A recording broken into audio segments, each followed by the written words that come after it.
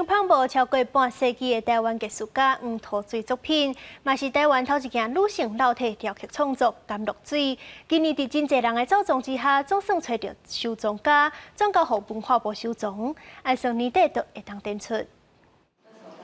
微微啊额头自信的面容，双手轻轻画着脚趾后八角，身躯挺挺徛好在。这是台湾头一个去日本学西洋美术的雕刻家黄土水的作品《甘露水》。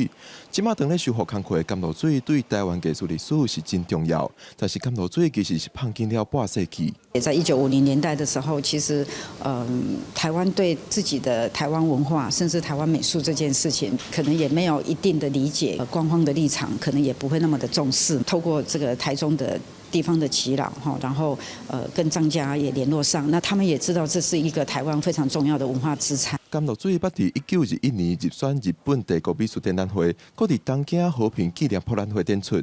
当时日本的方式对甘露水产生真大的兴趣，这对迄当阵的台湾艺术家来讲是真鼓励的代志。虽然大理石是一个西方的雕塑的媒材跟技法，但黄土水其实它是从木雕开始的。那木雕是一种东方的一种很特殊的一个创作的一个表现。它也受到西方大理石雕刻，但是它还是融入了它自己非常东方的这样子的一个表现的美学。甘露水目前已经交予文化部永久典藏。长久以来，大家敢若看过橡皮的甘露水，目前就要修复完成，按算伫12月18北师美术馆的展览当中，参大家见面。